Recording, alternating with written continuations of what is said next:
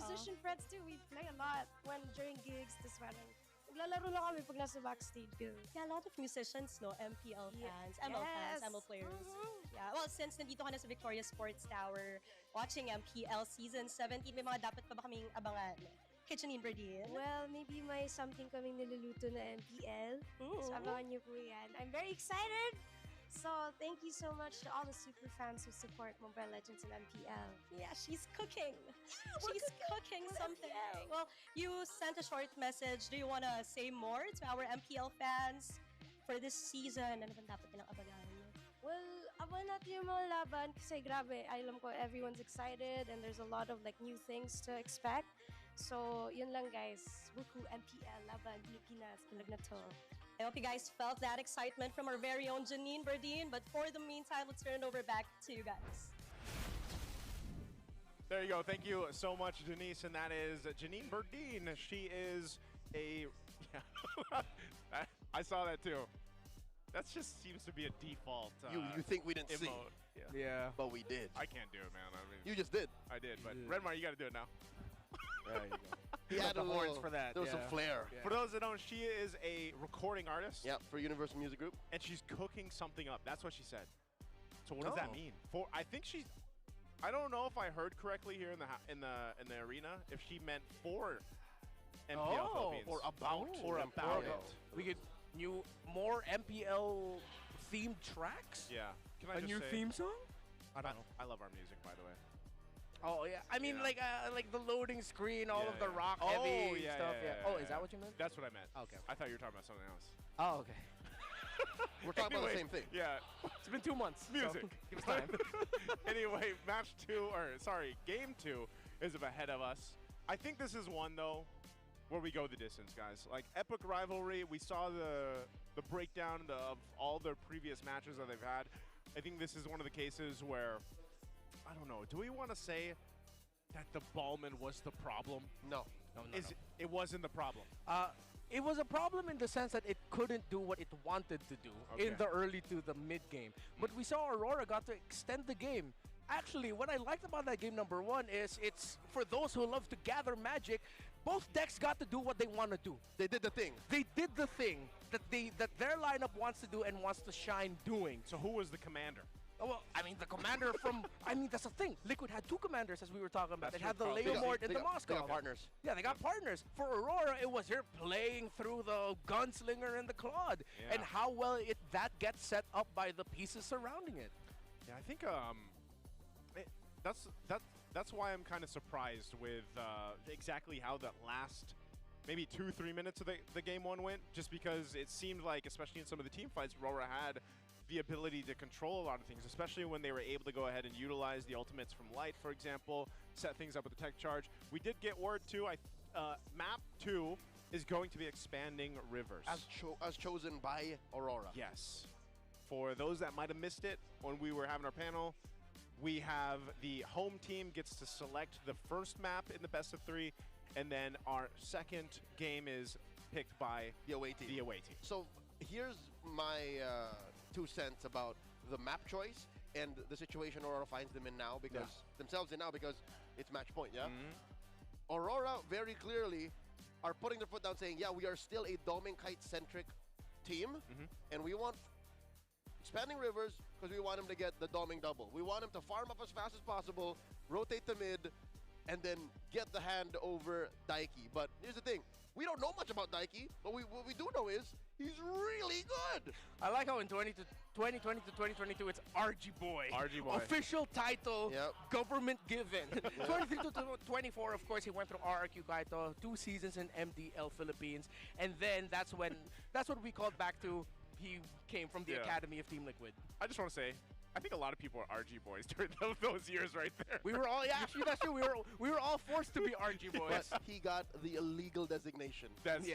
Prior to that, in 2018 to 2020, again, this is pre-pandemic, he was studying. And here's the thing, what was he studying? Was he studying how to be a really good gold player? Come on! It's got to take more than a decade or approaching a decade to be slotted in with 4 of the greatest in the game. It makes sense. It's a 2-year course and then a 2-year practicum. There you go. Yeah, that's true. And then he did his internship in the MDF. And then and now he got hired full time. Hey, if that's not success as a career, I don't know what is. So he's been studying since 2018. Yeah. He's like what? Just a couple years off from a full MD. Yeah, basically. Yeah. Daiki MD. Maybe he should. Yeah. He's gonna. We'll see how he performs the rest of the season. All right, even the rest of this series. Because I swear, the way he performed in the game was clinical. It was clinical. He's a doctor of marksmanship. Yeah. He's got an official degree. Mr. PhD. And here's the He's thing. an MD and a PhD. It's both practical and philosophical. Here's the thing. We have to see how he faces off against Dominkite in the clearly Dominkite chosen map. Yeah. Yeah. Because what if the Moscow was good, but hey, if the Sora comes through, if the CC comes through, what if it's great? And this is why I'm looking now to see if Aurora are also going to decide to go to the blue side here. They do have the decision now, or if they're going to stay on the red and recalibrate their banning a little bit. So what I like about, let's go real quick back to TLPH. So for, oh, have I been saying TLID this whole time? I just realized. No, No, Oh, you just haven't. okay, You haven't. okay. Yeah, yeah. So for TLPH, it's, I think the effect of the Baksha getting banned out actually messed up Aurora's plans a good amount. It's not rare that we see a team ban a Baksha away from Rora. Put that in the hands of Demon Kite, that is scary. But also we've seen that's a great option for JP. So after that first Baksha ban, what did Aurora immediately reply with? They banned out the Hilda. The Hilda wouldn't have been in effect in the eventual draft that we saw. It ended up just becoming take away some great pieces, see how that changes the picture. Now the picture does change. Aurora decides to go on the blue side. They're still banning out the Hilda. Again? So they're leaving out the possibilities that maybe they are gonna be seeing assassins in the hands of Demon Kai, putting it up there so that they don't have to worry about the Hilda anymore. But I feel like that could actually be something else. Like instead of the Hilda. Yeah, instead of the Hilda, I'm fine with them still committing bans on the Fredrin. Oh, actually, no, Fredrin could be good for them as a first pick if the Leomore does not open. Yep. Or a Sora also would be okay. So with them picking out Eve ban, despite them finding Sanji a good amount, they still might just end up picking a lineup that wants to focus on taking control of the mid fast. Because there are games, like Liquid wins game number 1. Game number 2, they just get stopped. Consensus be banned out, like perma banned out. Like Wolf said, he's like, this is probably the only time you're gonna phase of these bans coming out too. You can see the carry being taken out here too, because again, that's also the question.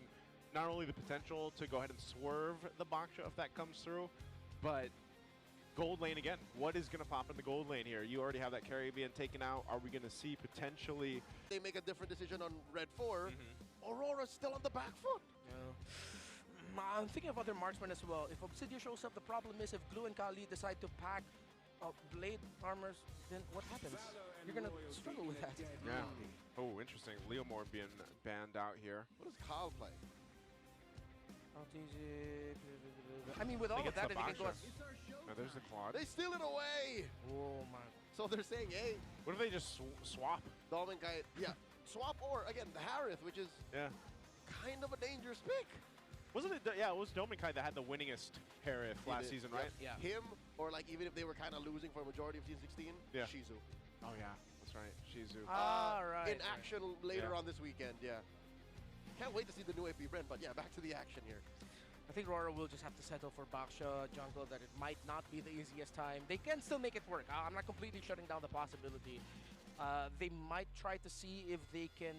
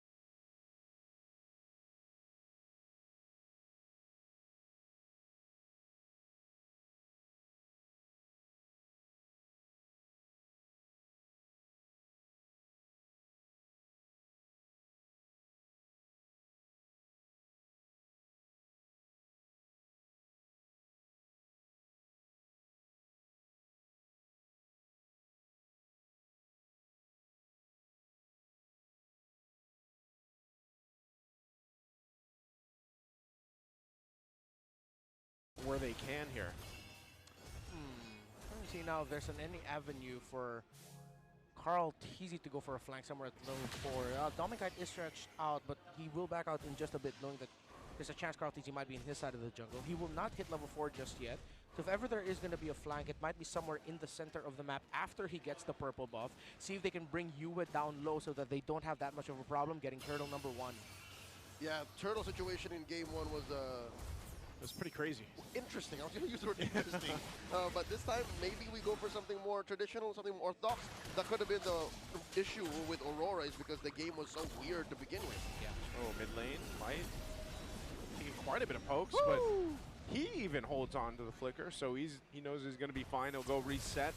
Turtle's going to be up here in a couple seconds. Both junglers have that level 4 available. A little bit of a lead for Carl Teasy as he took the camp up top earlier on in Rora's jungle. Almost a full bar. Yeah, and this gives him a bit of space to work with, but you still got to respect the Baksha in this first turtle. So he's going to go for a kill? Carl Teasy does not pull the trigger on the shadow kill. Wall put up. Oh, good There's block. of course, the Phoenix put up by Sanji, so they know where everyone is, but that's just going to be it. Couple ultimates expended here. Heal up for JP. Fight for this turtle. It's half health. Now 8. Who's going to get it? Retribution still online for both, and it's Demon Kite. Utility jungler reigns supreme. The grab, and the mount by Sanford. Not much of a follow-up here, as Demon Kite put down to a massive tech charge coming in. Edward takes down Carl. First blood. Yep, that's what we were talking about. In terms of the potential of Aurora to get big wins early on, they get the turtle. Carl Teasy stood his ground, but eventually got taken out. Light able to get that massive tech charge in with the wall. This is going to be tough going here for Liquid now, as Aurora can continue this aggression. They're handling the trade in the center really well. A majority of the game so far has been Rora getting mid priority, and that forces Team Liquid Philippines to get creative. Right now, too, fighting in this side of the jungle. DK committing.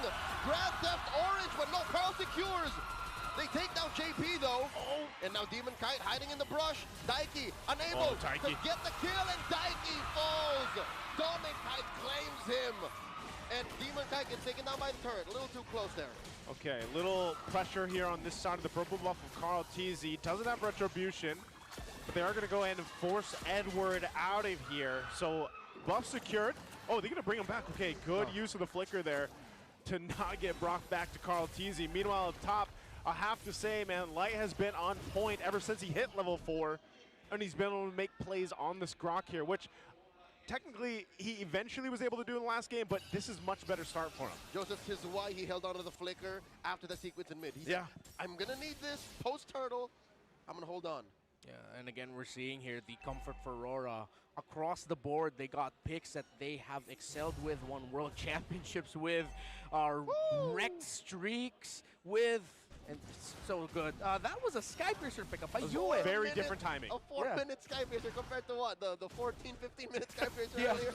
You know what that means. The game's going better. Yeah, that's them saying, oh, we know we got this. We're going to game 3. They catch Sanji, forcing the Fury out of him, but Dominkite will claim him. Again, as predicted, this will be a Dominkite-centric game. Rivers put him where he needed to be. Yeah, and so far, Rora looking like they could end this before 15 minutes as well. Daiki getting protected by the other members of Liquid. Carl forced to use a shadow kill, and he gets taken down here. Dominkite finds him. JP a little too far to protect the GOAT, and now Demonkite jumps onto the Khalid, and he flickers on out of there. This is what I'm talking about with this lineup, man. Expanding rivers for this lineup from Rora is like having a flying cloud everywhere. Yeah. I mean, we set it up, we got the predictive as a table, and now Liquid are just trying to grasp at straws at this point. Patrick, he can't hold out, cannot stop 4 members of Aurora from taking away that orange. Okay. Turret goes down. 3,000 gold lead right now for Rora. Under the 6-minute mark. Setting themselves up for a very good position to take the next objective here. Already 2 turtles in their side, so they're going for the 3 for 3. And if we look at for TLPH on how they can go ahead and adjust themselves, they find themselves in almost a similar position that Rora was in the previous game, right? You're waiting for Daiki to go ahead and come online on this Claude, and you're dealing with them forcing these fights. Oh my lord, another flicker tech charge! Coggy, he can't even react! He's snuffed out! I'm telling you, man. It's perfect. It's Aurora playing a very comfortable and familiar lineup that nothing is going wrong for them.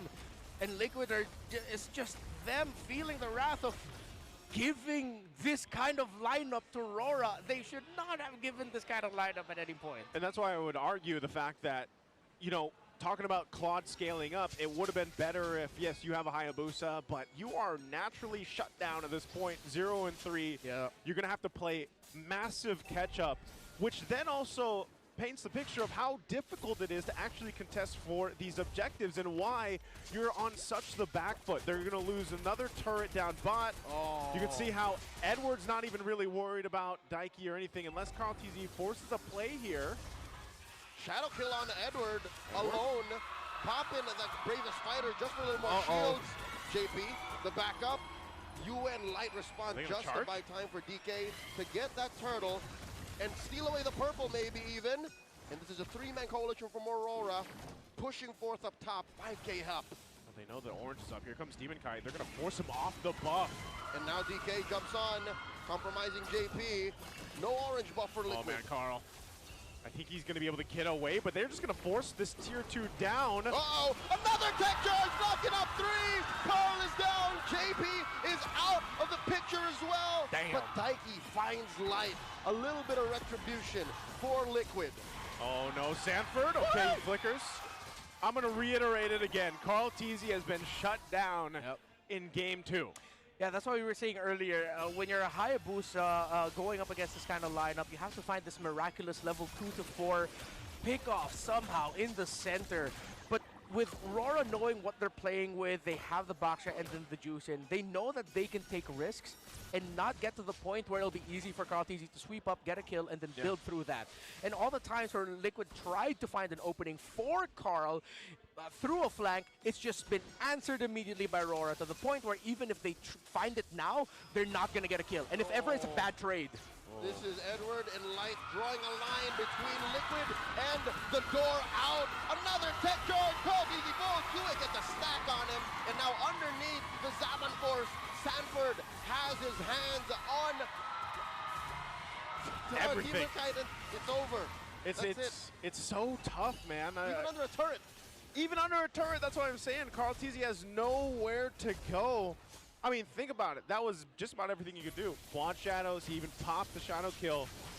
But you're forced in this position, and now they're looking to take down the Holy Shield, Holy Defense now on this bottom turret of TLPH's base. Shadow kill once more. Edward, a sliver of help. Carl TZ, a little sense of desperation there. He wanted it. If he could have gotten at least something on the board, then that is a small step, a super small step in a long journey for TLPH right now, as this Lord is going to go ahead and be quickly secured now for Rora to go ahead and get ready to march towards the base of TLPH. They need to somehow drag this game out long enough that maybe after 5 more times of that, then they'll finally get a big win. Yeah. But with how it's looking right now, again, Aurora knew their conditions all throughout this game. They ticked it. They stopped Team Liquid Philippines from getting their conditions in the early, leading to this point. It's going to be a miracle if Liquid somehow extends this long enough to get that 5th big play to get that turnaround. I think Light is 2 for 2 on big ticket tech charges.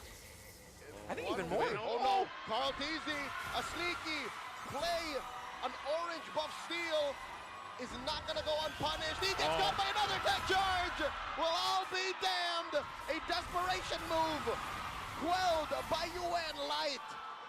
Oh man, just when you thought, okay, you at least got something, like a little bit of XP, a little bit of gold, and a buff, it gets stopped in its tracks. Boy, that's Bow Wow. That's not allowed. That's not for you. That is Demon Kite's buff. This is a completely different game than what we saw in game 1. Yeah. I mean, it's funny how we were able to even call it as a protected point, where it might happen in game number 2 when Liquid just get stomped after a really close and tight game number 1. Again, it happens so much to them that at this point, they gotta see why. Flying on a turret. Big push here by Aurora. Liquid holding on. turret gonna get taken down here. US scores. The Zaman Force putting Sanford in danger. He's doing his best to keep Dominic away from all of the powerfuls. Edward finds him. TENKKYU with the blazing duet just to clear the waves. JP is down. Bravest fighter by Edward, wailing away. Another Zaman Force holding onto the cart. I think Rora have to slow it down. 10K up. They need another wave. Oh, they can't end it here, but they do have a wave coming in on top. 40! Fury of the Phoenix. Big stopping Fury. Aurora. Down goes Live. Can TENKKYU capitalize? 4 against 2. Liquid's last stand. Down goes Demon Kite. Rora have to slow it down even more. Liquid still breathing. Still a massive gold lead here, though, for Aurora. If He's gonna TENKKYU gets this is going to be big if he gets it. Oh no, the Doctor gets hard, and now the Doctor is out. Holy moly. Okay, Edward finally goes down, but man, what a quick switch that was. Now JP on the hunt. This could be a very small window for tlph to grab what they need to. But nonetheless, Aurora was in control there. They just couldn't quite end the game because of the way the waves were coming in up top on that top side of the base. Yeah, okay. So earlier I said 5. Let's say that was 2. Yeah. That counts as 2. That's 2. All right, so 3 more. 3 more. Clock sticking here. But that was a huge heat check by Dominic. I was like, all right, welcome to the MPL. Let me show you who I am. Bang! With his signature Harris just blasting TENKKYU. TENKKYU was around like half health. I was going to say, he got blasted. Yeah, man. it was a dash, it was a basic attack, and then he's gone. That was the force, by the way. It was the force. Actually, no, he didn't even drop. Well, technically, he didn't drop the Zaman He force. did it, but he did it. yeah. He just Single dashed. vision, I think. That was all he did, man. Single vision straight to the face. Right now, Lord's up. Still complete control for Aurora, though. With this kind of lead, you're not really going to be in a position to do much except fight in your base if you're tlph with this one. So, with that being said, they've still got the 2 base turrets up. They've allowed themselves to go ahead and get a little bit of extra farm, but a main thing I'm wondering is if they're still capable of dealing with all that Rora can throw at them. And that's not just Light. Light's been on point. I mean, look at him. 14 assists for this game. He's been everywhere. Whoa, okay, as I say it, he misses that tech charge. Little jump scare in March. Yeah. Keep them on their toes, basically.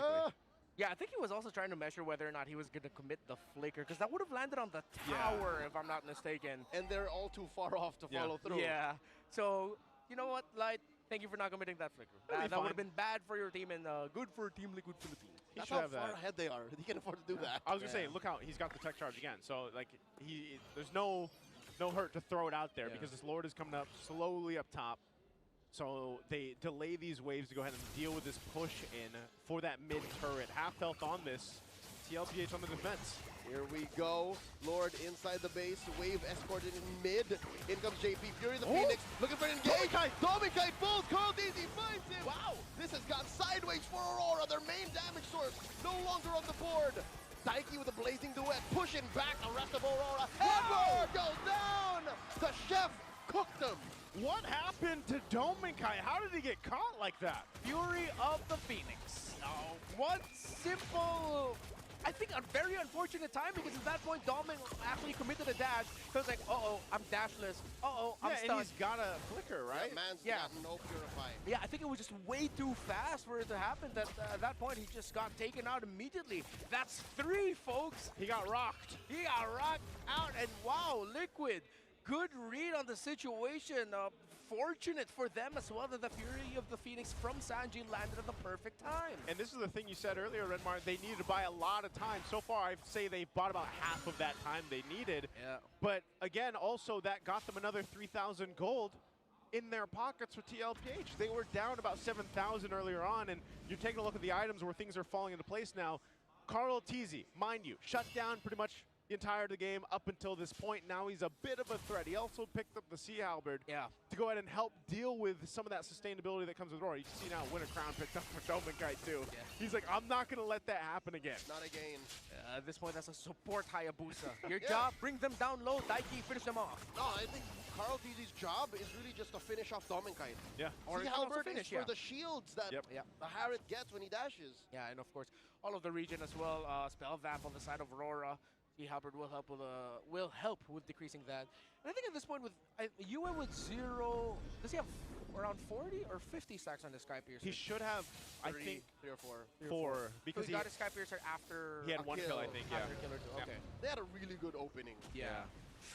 Which is again, the great opening that they had, tlph has responded pretty well, holding on, because again, this was a game that almost ended. It's just they had a great defense to be able to stay in this game, buy themselves this much time, and kind of catch up here on the disparity between the amount of damage they could dish out, but also take.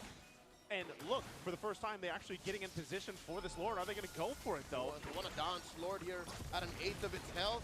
And in comes the tech charge. No one home! JP very low. Phoenix. Fury of the Phoenix. In comes the rest of Liquid. Sanji very late to it. Wow. Daiki gets taken out by Edward out of the fight. And now in comes Blazing the Wet from the flank here. And Dominic pops him. And now it's Carl DZ's turn to fall. 2 out of Liquid.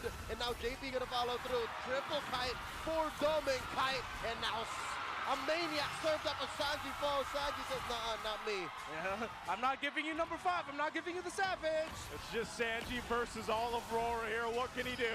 I think it's over. There's a wave in mid after this turret falls. And now they're on the base. Demon Kite gets taken down. Sanji just delayed the inevitable. We're going to game 3. As expected. Somehow it's a pattern. Liquid wins game number 1 in a very, how would I say this, Showtime-like fashion. Yes, sir. Great back and forth. And then somehow they get stomped in game number 2. Ain't no Showtime without a star. Demon Kite says the celebrity ain't done. He ain't done, man. My Baksha's been doing this since 2021. That's true. Dominic Knight had a terrific game, and he will most likely go down as the MVP of this game. But I want to say in that last sequence, Edward was a quiet MVP there. Daiki showed up, and the moment Daiki got close enough, it was an instant land shaker to the face of the Claude. Yeah. That bought Aurora the time that they needed to bring down the other members of Liquid low, because Daiki had to go out and then re-engage. By the time he Blazing Duetted, the members of Liquid were already going back. That was a great stop by Edward. And I think he was already less than half health, or he was like at Less half-ish than half health already, when he actually. decided to go in. And it was a great response from Rora in that last team fight to go ahead and get that signal of, oh, here's Daiki, here's his entry. And then they took care of him. And like you said, that Edward has been able to do this so much on the Lapu Lapu, and that's again why this hero keeps going into the hands of Mr. Consistent, because he's so damn consistent on these kind of heroes with that kind of job. Again, Carl TZ did not really get to play in game 2. It was only down to that last portion of the game where he was going to be somewhat of a threat, and the only threat was either cleaning up a kill or utilizing the Sea Halberd that he had, but they didn't get the opportunity to really do that. And again, playing into this Claude that we see with a lot of compositions, if Daiki wasn't able to go ahead and pop off the way we usually see with the Blazing Duet and everything else, it's unfortunate. Fury of the Phoenix is great, by the way.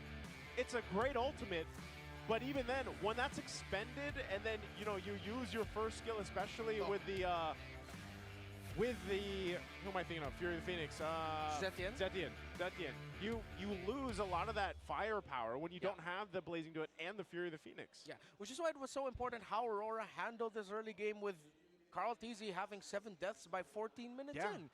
They did not allow the Hayabusa to find any opening to get a flank, to get a kill, and then slowly snowball from that, build advantages. Aurora completely shut down the river. Liquid could not pass through. Liquid couldn't get kills. Aurora takes control majority of the game. And they were already playing with a suffering economy. Oh, And all of these amazing performances by all of the above are made possible by Light, the backbone of the Northern Lights in game number 2. Yeah, I got blinded by the KDA of Dominic Light, but come on, 19 assists. Yeah, you gotta give it to started the Light. game, that's He why. started it. It was him. It was. I feel like there was a lot of communication going on between the mid trio, between him, you, and Demon Kite, because they really locked down the river. He missed tech charge once. Maybe one, just one time. And The eyeballing doesn't count. He did that on purpose. Oh, yeah. That's literally eyeballing a tech charge. Like, yeah, no, I'm not gonna do that. This is like a limit test to see where you guys, how you will react. Oh, you it know? goes that far. All right. I think again, like Light, he tried to do this. I would say in game 1, it just he didn't have that strong of a start on the Grok. But this time, you can see just how much of an impact his tech charges, his setups, the walls, this combination that we saw earlier on too, just allow so much vision, but also crowd control and setup potential with Rora's lineup like this. And again, that's why they picked expanding rivers You know, for our viewers out there, again, this is a map, Expanding Rivers is a map that Rora picked with this specific lineup in mind, and they played it pretty near perfection, I'd say, for especially the first to mid, or the early to the mid game of this game. It's just really great execution overall. You can't deny the perfection that Aurora played for majority of the game. Near the end, I still strongly believe Domikai should not have gotten caught like that in the mid lane. Yeah. And of course, the other little sequences where Team Liquid Philippines were able to get a kill here and there. But ultimately, this was close to perfection for Aurora with a lineup they're very comfortable with. Hopefully we don't sound like a broken record, but at that point it's undeniable. You have to keep acknowledging it because that's exactly what happened here. Liquid Philippines, this is the bet that they decided to build. Sure, let's try to go with it. The moment KarlTzy got shut down with 2 kills, that was it. The comeback, especially with a Zetian. I don't remember if I made this point early on, but coming back with a Zetian is actually really hard. Zetian relies on you actually getting a strong early to mid. She's not a +1. She's usually more of a opponent -1 or at 0. So the comeback was definitely going to come off of Daiki, maybe off of Sanford on a good mount. But yeah, the rest of Liquid just weren't allowed to play. Yeah, and I think, you know, I asked you guys this question earlier, was the Ballman the issue in game 1? But I think if you look at game 2, I think the Hayabusa being shut down was a big problem with game 2. It was one of those situations where, again, you do have some pretty decent damage, you know, especially having the Zetian there, but if your Hayabusa shut down, you mentioned this earlier, Redmar too, like, early on, if you're not able to capitalize on some of that early pressure that comes with Hayabusa, and then you're left sitting at 1 point, 0 and 7. Yeah. You're in a very tough position to be in. And it's a stroke of genius how Aurora played this 4-1, right? It's clearly a Dom and Kite-centric Harith core lineup. KarlTzy ran out of targets. Yeah. If this was like a double core, maybe you could bear down on the other core. Yeah. But here was only just one target. You kill that guy, you're good. He never did. Well, once. And then after that, never did. Yeah, this is also a very greedy lineup for Liquid. The fact that you are playing with a Claude, and then your condition, again, similar to Aurora game number 1. For Liquid game number 2, it's very thin. It's, can the Hayabusa stay alive and get kills? Again, the lowdown for the Hayabusa is you have these conditions. Level 2 to 4, you're getting either 1 or 2 ganks. Yep. Once you hit level 4, if you haven't gotten a gank yet, your shadow kill will commit to you winning either the turtle or the going back to the laning phase right after the first turtle. None of that happened. Yeah, so that's why I'm saying, like, in a position, it's almost like, man, it feels like that was the biggest, and it's crazy to say that because that's the GOAT, you know, but it's like, it's the hero, the way the hero works in the lineup as well, and we've all seen it before, like, some of the best players out there, they get shut down in the jungle on a hero like that, against a Baksha, by the way, too. It's really difficult to find yourself in a winning position here, because, you know, this is the thing, epic rivalry for a reason. We have seen this so much. Light ties the series, though, with this one, so it makes me kind of wonder how game 3 is going to go. Yeah, my final say for game number 2, real quick, is that Hayabusa wasn't the problem, Light was the problem. Light was the problem. He was way too good. So what do we... The Grok may have to go. Ban it. Something's got to give. Something tells me commit one of the blue bands to Grok, so that means the Fred might open. Or the Gwyn. Yeah. Like, going back to the bans of Liquid game number 2, they banned out the Freya. By the way, Freya, we've gotten used to seeing her in the gold lane. She's also actually a very strong EXP lane option now as well. They banned out the Guinevere, Fredrin. I think between all of these, maybe I'm just a Guinevere hater. Like, okay, I don't want to put Burrito under the bus and say he's a Guinevere hater, but we're both Guinevere skeptics. Burrito is watching. Yeah. Sorry, Rayash. She's got a lot of wins now, by the way. She does. She is running through MDL. But it's the pick that if you miss your spatial migration, you don't get that initial knock-up. What happens after that, right? So if anything, maybe Liquid would be willing to open up the Guinevere. Well, for all our super fans out there, did you know men are 5 times more prone to dandruff? Don't let flakes ruin your focus. Power up with Clear, man. Its triple cooling power gives you 100% dandruff-free hair for that ultimate fresh feeling. Supercharge with Clear. Yeah. And considering that majority of our viewership is Southeast Asian, it feels great being in a tropical area. All with that the cooling coolness. effect. Yeah, the cooling effect, game changer. That's true. Are we picking someone out here? Show us the cooldown effect. All right. It looks like are we Show us the cooldown This effect. Okay, this there it young is. man looks like a young James Panks. Dude, Yeah, I was he trying to think of does. yeah, I was trying to say, why does he look like a player? Okay, he's gonna show us the cooldown effect. Oh wow! They gave There him we two. go. They gave him 2 bottles. That's two. There we go. Congratulations, young James Banks. I feel like that guy's a juggler. I was gonna say, did he just do a pose? Yeah, he did. He did the shush. the shush. The shush. Definitely a jungler. What's his sweater say? Something Eagles. Rolling Hills Eagles. Rolling Hills Eagles. Oh, There you go. Yo, does it Barangay sound so Rolling familiar? Hills. yeah, Yeah, my isn't- man's a neighbor. I'm not from there. Don't dox me. You just doxed yourself. No, JK, he doesn't live there. I don't live Dude, there. you just went. That's my guy. I don't live there. Hey, that's fine. You know what? Again, Redmar, you're safe. Thank you. I'm gonna keep you safe. Well, I'll why stand in does front that of. sound more threatening? I no. don't feel secure. You should. How are you gonna keep me safe, bro? Give I'm him gonna be consent. like Light, man. I'm gonna be the Grok. Oh, But what if they ban the Grok? I really think Liquid has to ban the Grok, and I'm with you. But not. With the consequence of maybe Guinevere running through this game, let the Gwyn through. Let Ban the the Gwyn Grok. through, ban the Grok. And what the heck, man? What about Marcel? yeah, that's true. He's still snubbed. I thought at this point we'd see him blacked out. No, with the first and only time we've seen him so far He's is just during the out. graphic. He's Yeah, just out. just there. So maybe in Game 3. Because I think a lot of our viewers out there, too, wanted to see eventually the Marcel in the hands of the pro players here. Yeah. So I almost want to say, you know, I know we have 3 matches tomorrow and everything else, and we have 2 on Sunday. I think this week we'll actually get to see him played. One Marcel. One, at least once. Satu Marcel. Because doesn't he work the best in Rome? Yeah. yeah. So, I don't think he works anywhere else. Truth be told. unless you're a little I crazy. mean, okay, considering the type of roamers that we have in this matchup, Light, JP, I don't see them as like Marcel. Marcel dudes. They're not Marcellians. Not Marcellus to me. Wait, oh my god, he's Marcel. And then his camera is just his name backwards. Clamar, yeah. Yes. But it's an actual person's soul in Yeah. that camera. You know what, Clemar? I feel like his camera is Filipino. Why? Clemar is a Clemar. very Filipino sounding name. Is it? All Try right, I've Clemar. never met anybody named Clamar. bro, imagine the soda eatery billboards that you pass by in the highways. Clemar Eatery, come on. Okay, I That's get a it. very Filipino All right, name. yes, the banners that are on all the shops out Yeah, there. exactly. Yeah, okay, I get it. Or Claymar's, what do you call it? Vulcanizing shop. Yeah. Yes, okay.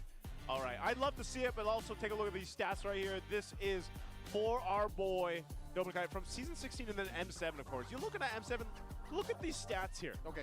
Despite not winning Season 16, Yeah. he is still de facto #1. Yeah.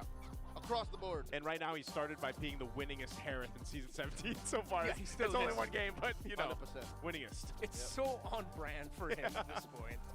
Now, at this point, it's like when you're going up against Aurora, it's a question of, are you really going to try to give them their comforts? Liquid, I mean, you saw the idea between the Kali and the Zetien. Yeah. And then the Hayabusa was just, I feel like them going, I can do that. In Tagalog, it's, kaya ko yan. Kaya ko yan. I can do it. Palag na to. Palag na to. Palag na Exactly. to. But it didn't palag, bro. It didn't palag, yeah. It I- didn't. By the way, just for a little reminder for our viewers too, how does Map 3's map choice Oh, come it's into play? random for the remaining 2. So it So could either be Broken Walls or Dangerous Grass. Dangerous Grass. DG. And then it's random. I wonder, well, so will we see the randomizer with just 2 maps? I kind of miss the. Yeah. So just do a ding, ding, At Yeah. this point, it's a coin flip. Or That's true. We should get an animation of a coin flipping and it's just a map graphic. Oh yeah. You have sound effects included. Yeah, we have a new soundboard here. It's on my side. It's on your side. Everything's on your side, man. Okay, so wait. We're There you seeing go. it. This is a recap. What is Game 3? And it's random. Dangerous Grass. Yeah, it says it right there. Randomized map. All the more, Rora has to ban Hilda. Yeah, Rora needs to ban Hilda, Liquid needs to ban Grok. Yeah, nothing has to change for Rora, Yeah. I'd say. I think this is going to be another, funny enough, another colleague game for JP. Yeah. One thing that they do show up sometimes with on Dangerous Grass as a, hey, we're Liquid. We're only one of the few teams that can do this is JP actually backs out a Jawhead roam Oh. in Dangerous Grass. Yes. So Jawhead roam. That is a possibility. And that did show up also during the Asian Games Yep. qualifiers. The qualifiers. Did you say Chohead? Jawhead. Oh, Cho, but Cho too. No, just Jawhead. Oh, okay. The Jawhead roll. Yeah, he just Oh, meant but if it Jawhead. comes down to it, like it, like Cho. Yeah. That too? Great and dangerous grass. Yep. And again, we're expecting the Grok to get banned out. I think it should be. Because It of has how- to be. I would be because so of how surprised. Dirty. Yeah. He did Liquid in game 2. There's no way. Let's go ahead and see this. So jumping in the draft here, game 3, as you mentioned, there it is. The box is going to be banned out. You already saw that Hilda from Aurora being banned out towards tlph. The Freya, of course. So you think it's Baksha, Freya, Baksha, Grok? Freya, Or do Grok. they go Grok first? Now with the Valentina open. I mean, Valentina hasn't even been banned out. You know, or picked up yet. We know how that's true. strong it can be. Yeah. The Sora has been banned out a lot, right? I mean, Yeah. for the past 2 games. Wait, past 2 games? Yeah, past 2 The games. clouds are Wait a ever second, shifting. There. His And heart now even in the remains first. steadfast. Still no Sora for this one. So now Joseph expect all the more Valentina should not show up. Valentina should not show up, yeah. See First value pick, in me? Liquid. Leo Mort, You should. still a very good choice. Can't go wrong. You don't have to go up against a Boxer. You don't have to go up against a Fred. If they want the mid lane prio and they don't want to allow you to do that again, they can go for surprise Juice in first pick. Watch It's him either go Lu- Juice in or Leo Mort for I me. was going to say, watch him go Liam Ward. I have an inkling that they'll just let the Grok through again. And just try to deal with it. Yep, the way they did in game 1. And yeah, and if ever they go pick Juice in first, at least they don't have to worry about Juice and Grok together. Yeah. And I think that was also one of the biggest problems, that they had to go up against that specific pairing. It's Yeah. got to be one of the most deadly It was pairings. oppressive. Yeah, and then that early Sky Piercer build up because of the way the nature of the game went. 4 minutes. Yeah, UA was going building stacks pretty quickly there. So this last ban, let's see what it's going to be from Among the Aurora. planes It's going to be the exists Eve. the equilibrium. Eve is banned Which out. I Now, was do we made see the for. Leo Mord locked in here, or just the Jushin picked up? They'll take that. They get the utility control. by lantern's They're willing light. to go ahead and trade here. So at least they dismantle the duo. Yeah. They can give Rora, you know, the world at this point. There was this weird tendency that I've been seeing. Sometimes you'd see a Gatot come in first 2. That's like a throwaway pick to just like, we need someone in the center of the map to hold on. Great with trading, great Just- control. You don't want to commit to the Grok duo anymore. Yeah. But I am still leaning towards just pick up the Grog instead, and then just see if you can try to replicate something like that with a different pick instead. Okay. Well, let's see what this is going to be. They're taking their time here. Valor and royalty. Going to go ahead. Dead They do bodies. grab. Yeah. All right. Makes sense. Oh, wow. Makes sense. You get yourself the Leo Mord. Now you got the Grok. It's worked for you. That's a double front hook. They hold on to the Grok Yeah. and they steal away Chaldee's Liam Ward. So I wonder, yeah, what do we see Leo? What do we see Carl Deasy pick up this time? Because they also did the 2 bans on the utility junglers, right? And it will soon be So they'll take the Lapu Lapu. They steal it away. I Away. remember the Immortal old One theory chose me to before was, vanquish the oh, shadows okay, that we go through the plague this Suyo. world. I thought he was gonna consider a Lucas, but then the Valentina still open. It would have been bad. Yeah, no, in that case, the Valentina is just on you. Yeah, It's not even a laning situation thing anymore. it's literally I am you. Thank you for giving me the. Oh my, I'm blanking out on the ultimate of the Lucas. For Unleash the Lucas Beast. Unleash Yeah, Beast, yeah. Unleash Beast. So Okay. they get the mobility. They know that they're gonna be physical damage focused. If Rora shows up with another magic damage dealer here, Yeah. though, then it's gonna be really tough for the Suyo. Usually, one of the conditions for the Suyo is you know you're going only up against one magic damage source. That's why even blue 2-3, it's too soon for a Suyo sometimes. Yeah. What do you take here then? Like your I will mid lane? Do you go choose my Barca? own Do you go? path. Oh, they'll pick up an Arlot. Yep. Which was banned out in game 1. Game 1 or game 2? One, Game 1. yeah. It was that last ban. It was blue 5 ban. Yeah. Also very impressive here. Arlot, Grok, Leo Mort together. A lot of crowd control. Dashes, even though there's that old interaction, actually in recent memory, Arlot actually does well more against the Phoveus. Before it was instantly Phoveus beat Arlot lane, boo-hoo. Now it's Arlot doesn't care about Phoveus really. So they might, I mean that is if ever we're gonna see a crazy flex, My but mission with the Lapu is Lapu to already there, protect they don't need to worry lives. about that. I'm really just trying to think of Magic the is mid lane my here. life. Yeah, gold lane too. Gold lane because it's going to be narrowed down a little bit here for Dominkite as well as Daiki. You got Harith being banned out. You already had that Freya. We could just potentially see a Claude, like probably, maybe Dominkite grabbing the Claude on that red 4. Yeah. Thought her Granger, but I think the Granger might have a hard time if ever Karl-TZ does get access to constant dive. So I'm just think of it in the team fight perspective. Rora, you know what they want to do. There's a lot of dive, which means that opens up for a mid and gold lane that are a little bit more artillery. Barca, Granger, like the really true Sound backliners. rises when I give the word. Oh, there's the Khalid ban. Narrowing down some of those options. Red 4 and 5 has to be magic damage. Yeah. If Rora really want to punish that early Suyo.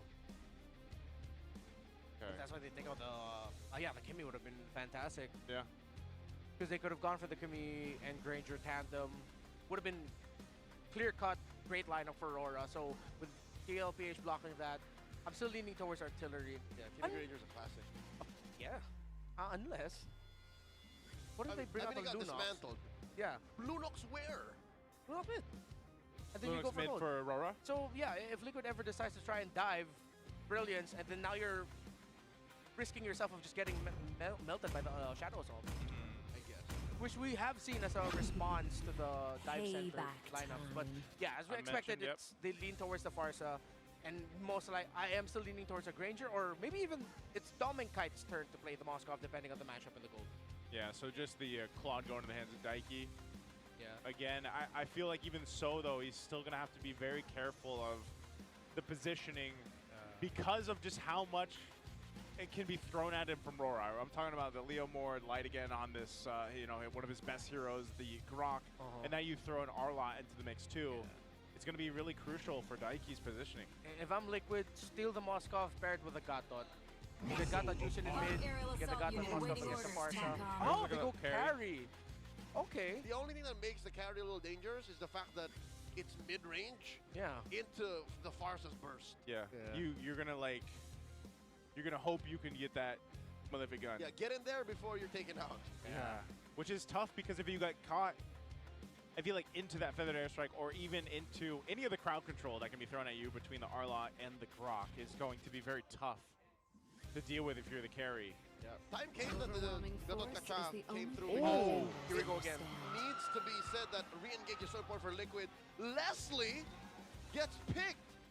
Yep. A debut for what I'd say. When was the last time Leslie was picked? Not just 2026, but even 2025. a majority of 2025. It was, I hope I'm remembering correctly, but there was a draft where it showed up in Asian games. I'm going to revisit that. So give me a moment. This weekend, but that's outside of MPL. the traditional MLBB esports calendar. Yeah. Rora Hunters. Rora Hunters. Yeah. And look how perfect it is. It's Aurora Gaming PH who takes it out. Yeah. Ooh.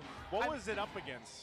What was the Leslie up against? Actually, Rora Hunters played it against Team Liquid Philippines. It lost, but it Okay. was up against a Lapu-Lapu, a Gatot, a Claude, Farsa, and a Frederick. Okay, so we're up against the Claude matchup. 2 out of 5 the same heroes. Yeah.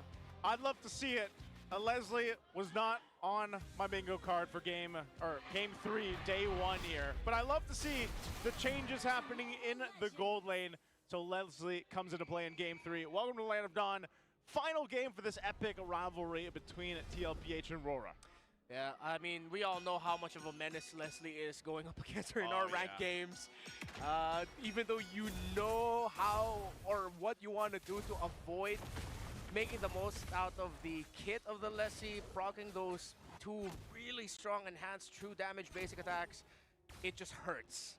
And if it's a really good Leslie player, there's only so much that you can do. That's why you get the 2 roamers now in the gold lane to start. Yeah, she's also relatively immobile. Yeah. Kind of telegraph where she wants to be, where she has to be, even with the Master of Camouflage. Daiki put down to a 10th of his health, forcing an early revitalize from JP.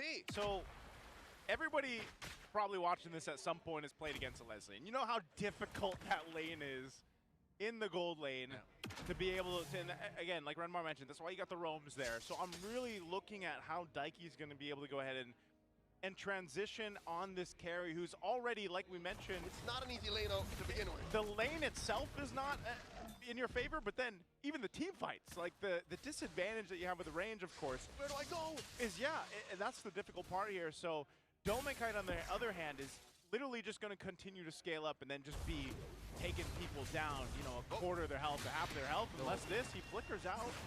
That is a charged Queller to the face of Domenkite. All right. Safe to say, Carl Teasy knows what he's up against. Again, it helps that the SEAMO qualifiers saw a Liquid matchup against the Leslie just a few days ago. Yeah. So maybe I wonder if that's Liquid now feeding TENKKYU information. No, do this. Okay, no, we gotta do this. We already went up against it and won. Okay, with this, they're going to transition now up to the objective. Turtles up. Positioning right now for Rora to go ahead and take advantage of. This is also the fact that they have a feathered airstrike on their side. Light not level 4 yet, but still that wall is going to be tough to deal with, that rampart. They're going to fight for this half health on the turtle, though. Feathered airstrike coming in from UA, able to put up enough of a deep as a takedown. JP. Oh! Carl Teasy gets in there, takes the Lord. Domenkite gets quelled here. And now Carl Teasy just wailing away in immortality form. Edward in trouble! Bang! Katon gets taken down by Carl Teasy. Now this is the problem for Aurora. Because of the two roamers going into the gold lane to support their gold laners, that left the Suyo and the Leomore to farm up. That could have gone either way. Yeah. But again, Carl Teasy will continue to be aggressive because he only has to worry about the Farsa. The rest of the high damage of Aurora comes from physical, something that, of course, Suyo still has defense against. Yeah, Suyo still, again, the mobility of this hero is really what shines for a lot of the team compositions that play with it. And like I was saying before that turtle broke out, one of the main things that was missing there was having that tech charge available on the Grok. So they lose out to the turtle.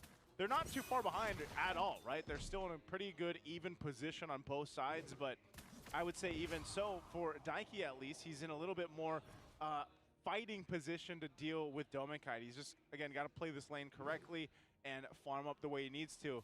Now, on that note, with Light being level 4 now, you can expect him to go ahead and try to set things up potentially. JP more so is on this kind of like, I'm going to babysit the lane if I have to. If I've got to go ahead and jump in or get that unbreakable taunt off, then that's great. I'm more of a peeler right now for this because tlpH's lineup has to scale up.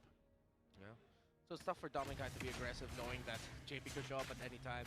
And at the same time, TENKKYU is now in an even better position to be aggressive. Yes, ultimately the bigger chunks of damage comes out from Domenkite. If Domenkite's not careful, he's not going to be able to maximize the passive. Meaning that after chunking down the carry low, the carry pops up ultimate, has to flicker to dash forward, and Domenkite can just get burned down. I miss this. Yeah. The younger Uchiha just a much faster farmer than Leomord. How much ahead he is right now, too. So 2 Turtle's levels. up 2 levels. That's a big advantage right now against Demonkite to deal with. Again, space crucial here. TENKKYU can get spotted out by Domenkite on that extra brush here with this dangerous grass map. So still taking their time with it, though, just because they know they have to watch out for the initiation. Crimson Beacon by Sanji, the answer. Pattern Steed from Demonkite. Down goes Light, the answer. Better airstrike. And still Liquid put their foot down. Domenkite taking down Sanford. And Carl Teasy once again 2 for 2 on that turtle. Now Edward flickering on back. Carl Teasy comes through. Katon once more. Down goes Edward. Carl Teasy calling the shot. Domenkite takes down Yue. And now attempting Grand Theft Purple. Demonkite still has a retribution. Oh, that's the momentum plus the retribution secures his own. Yeah. Demonkite gets his own buff. Liquid, great handling of the fights. Carl Teasy, you see the gears turning in his head of timing the entry. And it was also a good thing that Liquid was the one that initiated that because Light was in a perfect position to surprise. Demonkite 2v1 gets punished. Sanford, huge. Big pickup there. That's what they needed. I think still, if you look at this, you're going to have to kind of deal with Domenkite sitting on 2 kills now with the Leslie. It'll be interesting to see what build path he goes here, too, especially for this, going against this kind of composition that tlpH has. But, yeah, right now they've got good early control, almost 2,000 up, kind of just taking their time with the way they approach some of these fights, and just Carl Teasy farming out of his mind on the Suyo. Oh, here's the focus. Whoa! AOG, even underneath tier 1, you were saying, Joseph. Hey, he doesn't have a flicker, but he's able to just kind of get out with the camo. So now he's got the support here. He's going to spot out Sanji. Ultimate snipe. Yeah, they just want to hold this down. Feather Dare Strike, pushing back Daiki, who wanted to take down that turret. Rora able to save parts of the map. Okay, good, folks. Oh, look at the damage coming out of that Leslie. I know for a lot of people that might not seem like a lot, but that's a good, healthy chunk. Daiki now focusing on the turret. Oh, they're doing their best, their darndest to stop the push, because again, Dominkai needs the space. He needs this turret to stay. Yeah. And good thing Light showed up at that time because they knew that Yue already used a Feathered Airstrike. Yeah. But Team Liquid could have just dove under the tower and take down potentially Yue and Dominkite, or just force out the flickers and get the tower. But with Light showing up, there was a risk that they could have gotten countered Hexard. Oh, I think Edward Forces fight. with a vengeance, another one. The answer, Crimson Beacon by Sanji, and down goes Daiki. Dominkai pops him, headshot. And he used the flicker too, so imagine how much pressure he dealt with, protecting that tier 1 turret. Ends up getting a 3rd kill now for Dominkite. Fighting for this turtle. Look at the damage on Sanford. Just a couple pokes. They're going to go in with a charge. Phantom Seed from a Demon Kite here, helping serve up a kill to Yue. Called easy 3 for 3. Who's gonna stop the goat? JP gets to spell that bomb with that, but Edward finishes him off. Aurora, Is he? despite the turtle getting taken away from them, win the trade. Oh, he's got to be The careful. Leslie. Dominkite, almost point blank. Oh, Edward taking missed. down Carl. Was that a Not miss gonna call? happen. Edward a little too deep. There was nowhere for him to go unless the flicker's Yeah. up, though. Yeah, I think they were trying to look for the trade. Edward probably accepted that he was going to get taken out. That's why he tried to go for the predictive final slash. But Karthese got to sidestep it just in time, man. That was actually a great call by Edward to final slash there, not where Karthese was going. Crimson Beacon up, putting Dominkite right underneath Sanford's blade. The shutdown. Oh, that's exactly what they needed. Finally getting that shutdown on Dominkite will make something happen here too. And I still have to point out the fact that Demonkite is so far behind in terms of Karthese. Even in that levels, it's really not the best position to be in, but he can rely on the team to kind of help him stay into this game. Karthese is in Shippuden, while Demonkite's still again in. I don't know the ranks, I'm sorry. Same.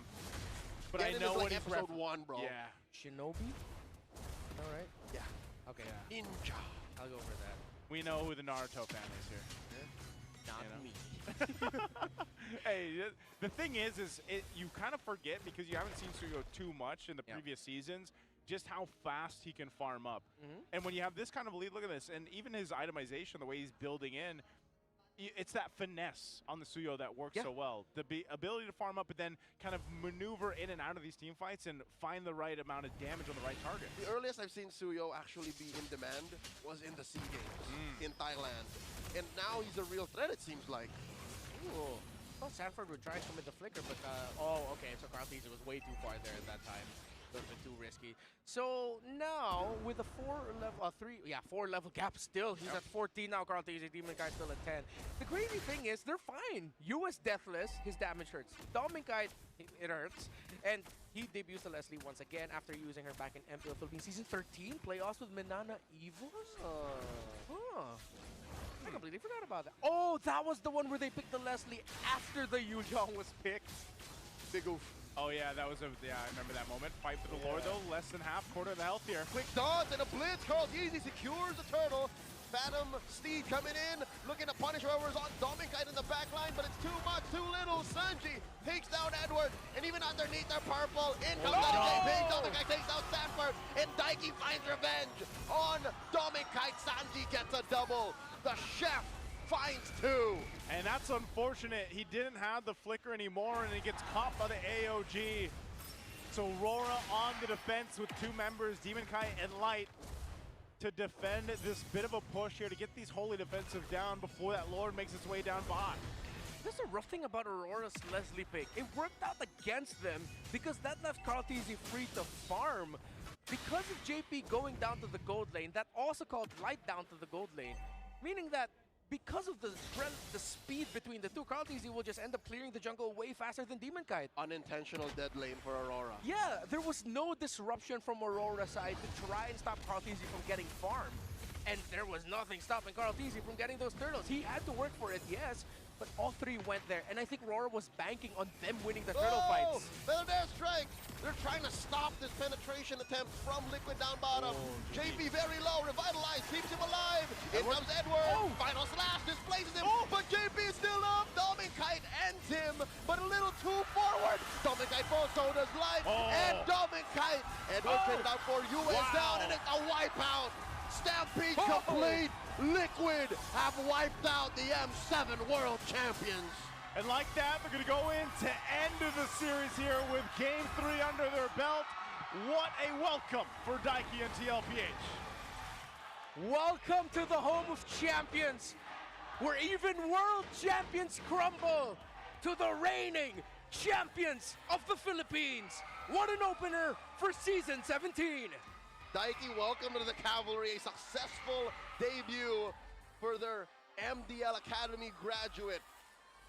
We were expecting to see Aaron Shiki today, but man, count me entertained. Count me a fan of TENGKYU. I'm a fan of TENGKYU. What do we? I know we'll have to workshop this a bit, but TENGKYU, just from I can't believe it. From studying to an RG boy to now getting a victory through his time in the MDL, but now here for MPL Philippines, winning against the world champions. Bro, Liquid is rich. They have potentially, if we're gonna follow the community talks, 3 options in the gold lane now. They got Aaron Shiki, now TENGKYU popped up, and now there's even talks that maybe even there are Liquid fans going, hey, is there a way for us to somehow get Teddy Cutie in after his performance? That in is a games? deep roster. They have so many options, and now Aurora get a harsh reality check that even back home, thank you for the glory that you brought to the country, but man, trying to win the title in the Philippines is tough. I guess that is just a depiction of how competitive this season's going to be. I know it's a little bit early, it's only one match, but it's an epic rivalry. And that's something we always see and say here throughout our seasons of the MPL Philippines, the best league in the world right now, and you can just see it. This was a series that started on a very fast-paced note, and then through the series, we also see both teams go into some comfort. Both teams try something. I mean, it has been Rora throughout the series, that brought out the Ballman, brought out the Leslie, and it was just unfortunate that, like you guys mentioned, the Leslie ended up almost being maybe too much of a thorn in their own side in a way. Yeah, again, it changed the overall rotation, which unknowingly actually helped Carl TZ. Yeah. That every time the turtles pop up, he was comfortable, he got the farm. Rora banked way too hard on winning turtle fights. A good third of the map was Mum, and Liquid was happy to throw a party everywhere else. Yeah. And that's what, again, kind of shut the casket on Rora's Game 3 chances here. Yeah. Gotta credit it. Both lineups, though, I wasn't able to say it in the middle of the game, but because of the damage profiles, the sheer amount of burst both of them have, it could have gone either way. This is a testament to what we mentioned earlier. Credit to the 4 horsemen of Team Liquid Philippines. Yeah. Sanford, Carl, Sanji, JP. Pair them up with anyone and they are gonna excel. The fact that they played this game number 3 so well, their rotations, the blocks, the right times when they would be the ones to initiate, Liquid have a bright future. Well, I can't wait to hear from Team Liquid. They're going to be on stage with our hosts. Let's go ahead and throw over there for their winning interview. The Cavalry, it's now time to make some noise for Team Liquid Philippines! Maganda ang simula ng laban para sa Cavalry at ngayon may bago tayong kasama sa kanilang lineup. TENGKYU, welcome to tlph, and of course, debut mo rin dito sa MPL Philippines. Magandang naging sabak nyo, world champions agad ang inyong katapat. At nung game 1, nag-MVP ka pa, anong nararamdaman mo ngayon? Okay lang. Wala, okay lang. So sobrang prepared ka ba for this? Kasi nakita naman natin yung statement ng inyong team na parang biglaan ka rin napasabak ngayon. Ano ba yung preparations mo going into this match? One-day scrim. Grabe, napakalakas naman ng one-day scrim. At merong binubulong si Coach, parang may gusto ko daw i-shout out.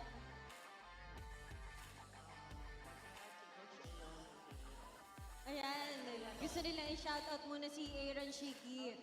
Moving forward, Yeah, Odin, you were talking about preparations. Guys, let's give it up for Sanji. Sanji. Sabi niya, bakit ako? Na, similar question kay Daiki. Ano lang yung naging preparasyon niyo dito going against our M7 champions? Maikling panahon lang po talaga yung na-practice namin kasi nagkaroon kami ng Asian Games Quali tsaka Combine. So nag-practice kami kay Daiki ng isang araw lang talaga. grabe. Tiktikan talaga ang naging mga araw ng TLPH before we started a new season. Ano ba yung mga changes na pinagdaanan nyo going through this new season, Coach? Dahil bago ka rin sa kanilang team. Coach Snap, everybody. Yeah. Bago sa TLPH, Coach. Welcome, Coach. Naging mahirap ba for you na mabuo yung chemistry with the team? Honestly, sa totoo lang, mahirap muna. Sa una, pinabigyan niya yung trust. Time goes by, nagawa din yung mga bagong system from experience. And speaking of bagong sistema, Coach, meron tayong bagong patch and new map rules. What do you think of that? Masaya. Masaya. Paano ba yung mga big changes na kailangan yung i-adjust within the team dahil dun sa bagong patch? Siguro sa bagong hero. Gusto namin ilabas kanina sana. Pero, yun. Ba bukas or next week pa. Mukhang aabangan natin kung kailan lalabas si Marcel. I believe hindi pa siya natin pwedeng gamitin pero mukhang excited lahat ng teams makita yon sa loob ng battlefield. Yeah. Carl TZ, ito naman, no? Kanina, naging dikdikan yung second match. Kamustahin ko lang, no? Paano yung naging buwelta nyo para manalo kayo against Rora? In-adjust lang po namin yung drafting namin kasi tingin ko medyo nagkamali kami sa drafting ng game 2 kaya sobrang nalugi talaga kami. Very crucial lang naging Yes, and they acknowledge kung ano yung kailangan nila adjust and thankfully for them nanalo sila ng Game 3. But right now, bago tayo bumalik sa ating casters, live natin i-reveal kung sino ba ang ating match MVP. Let's take a look at the screen. Go. And that is Carl TZ, the GOAT. The one, the Oh. only. Carl TZ, our GOAT. Siyempre, alam natin na sobrang naging busy ang inyong mga araw coming here into this match. At siyempre, galing din tayo sa World Championship na hindi natin inasahan yung resulta. Bakit ganito kalakas ang start ngayon ng TLPH? Tingin ko po kaya ganito yung start siguro dahil nag-freestyle lang kami, bahala na sa ginagawa namin kasi wala naman talaga kami practice and nag-work. And I think na-enjoy nila ang kanilang first day of the new season. Once again, give it up for your match winner, Team Liquid Philippines. Yumina, take your bow. They are going off the stage with one match win. Denise, alam mo, napakagandang start ito, lalo na for the Cavalry. They are rejoicing right now for the win of TLPH. I think, Odin, it's just very rightful para sa ating unang laro ng ating bagong season. Very intense game. Pinakaba tayo kanina ng Aurora at ng Team Liquid. At mukhang ang kinabahan din ang ating mga audience. And to break down what happened in that match, balik na muna tayo sa mga casters. Casters, palag na to. Thank you so much, Odin, Denise, and of course, congratulations to Team Liquid Philippines for getting their first win here of Season 17 already. And of course, the MVP for Game 3 was Sanji, and that was the MVP of the match. Yeah. The So, GOAT, It was a GOAT all around, but in game 3, Sanji. it was a chef. The dictation of the tempo in the center. Again, Wolf and I were also talking about it during the interview. Both casts agreed Light should not have rotated down to the gold lane. He should have helped keep the pressure in the center so that Carl TG cannot farm comfortably because then it unlocks the Suyo and the Juicin combination in the turtle fights. Sanji positioned himself very well. He went for a Sky Piercer after the Glowing Wand. He went for the Crystal first, then he went Glowing Wand, then he went Sky Piercer. But then at that point, with him getting to 5 kills, I believe that's just 2 stacks.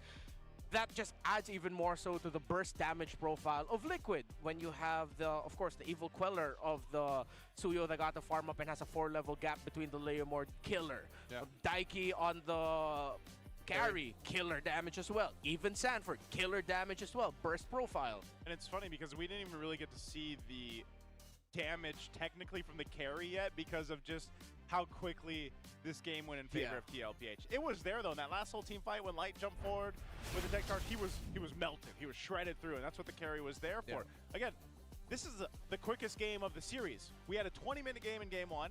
We had about a 17-ish, almost a 17-minute game in game 2, and then we have almost a 12-minute game in game 3. This was very dominant and quick for tlph.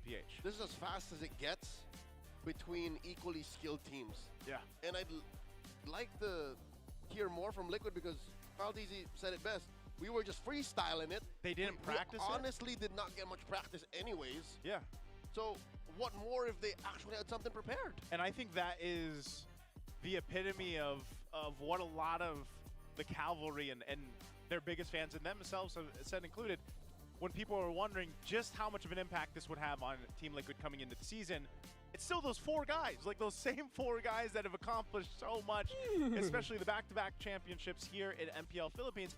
I mean, and I think this also says volumes for Daiki to be able to go ahead and fit into that role of the gold laner and make things work. And again, I think if we would have had a longer game in game 3, you would actually see Daiki be able to really make this carry work, even though we talked about in the draft how there are some of those disadvantages, but just because of the nature of the game, the scaling that we saw from tlph's lineup, and it's still the same 4 guys playing at the highest level here, whether they had all that practice time or not, it's still the Liquid Stampede we saw in game 3. Yeah. Even if they did win and take home the bag anyways, I think this is still Liquid finding their footing. This is not prime Liquid just yet. Yeah. But I might have to hold my tongue and say they were struggling because they were having fun. Mm-hmm.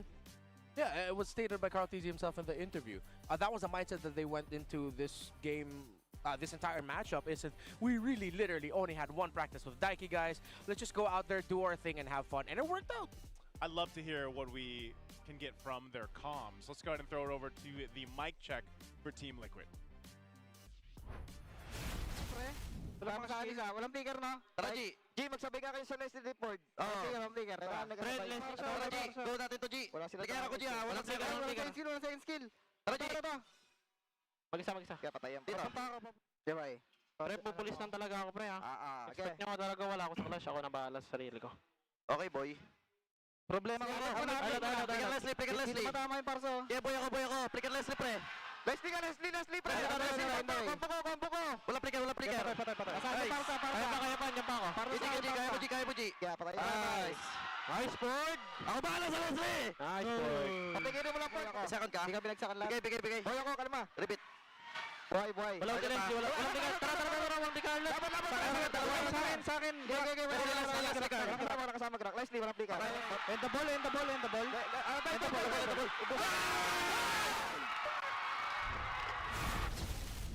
There you have it. That's our Infinix mic check there for the victory of Team Liquid Philippines. Still sounds pretty much the same. I know you can see Daiki's camera there. He's pretty locked in.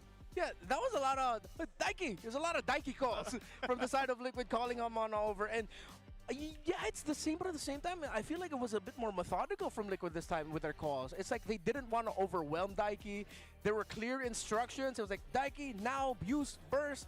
But I'd like to think Daiki was also locked in. He knows because I only heard 1 word from him throughout that whole sequence is, it's on me. Like the light, the grok was on me. Yeah. And then everything else was just like him going with the flow. Yeah. You know, speaking of the flow out there, Sip's got the flow. Sip's purified water is filtered through volcanic rocks for a crisp, clean taste that quenches like no other. Quench that thirst. Take a sip. You can take a sip, Leo. There it is. That's volcanic rocks. That's not volcanic rocks. It's filtered through volcanic rocks. You get what I'm saying? I can taste it. He can taste it. You see the Max? 5D on the stage? That's clever engineering, keeping these teams locked in. No distractions, just pure performance. Brought to you by TT Racing Philippines. We have your back. Literally. I love these chairs. This is actually probably the most comfy iteration. Yeah, my butt has never felt this comfy in MPL, man. It hugs me well. Yeah. TT Racing. And I would like to say, as the three Wee Bear Bros here, they're very spacious. So if you guys want to know, if you've ever wanted to get a TT Racing chair, just so you know, we're rather large dudes, and I'm very comfortable in this. I'm not going anywhere. Like, this is... You're safe. See, it's all about safety, man. I live here now. This is my house. This specific chair, not this arena. You know what? I'd love to one day get, like, custom chairs. Oh. You know? I wouldn't mind just a chair. Yeah. Like, because there's so TT many Racing, collabs. please respond. Yeah, because there's so many cool collabs. Why can't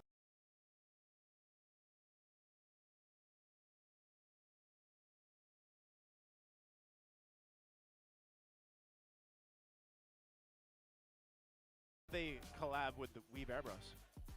Yeah, 3 of us. You know what We get one of each. Wee Bear. This our next. Welcome to M17 new venue tower and start the season matchup between TLPH and of course TLPH draw, and that shows that epicness, that heated game shows season, but instead it will be a historical milestone because earlier during the of Fairy officially announced that they will be the first ever official jewelry partner of MPLPH for season 17. So this means that the champions won't just be getting medals and trophies this season, they will be getting the first ever golden rings. And you know, this partnership merges esports culture with identity, using jewelry to symbolize their achievement and their legacy. And this collaboration is rooted in storytelling, where every piece of that jewelry represents the deep emotional pride of pro players in the MPLPH league. And you know, these rings carry the gold. It will be heavy because it will carry their hard work and their pride and their journey. And the day doesn't end there, because as we go along, we'll see the matchup of Twisted Minds and Onyx Philippines. So sit tight, maybe get some snacks as we got on to this break.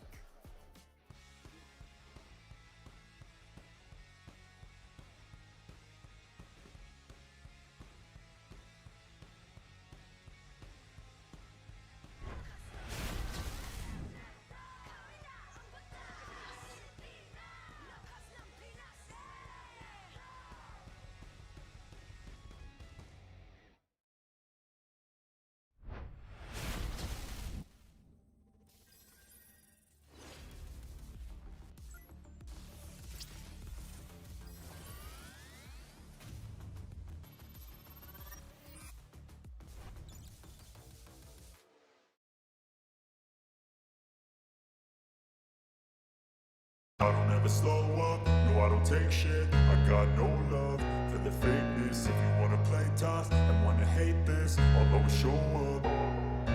I don't ever slow up, no I don't take shit. I got no love for the fakeness. If you wanna play tough and wanna hate this, I'll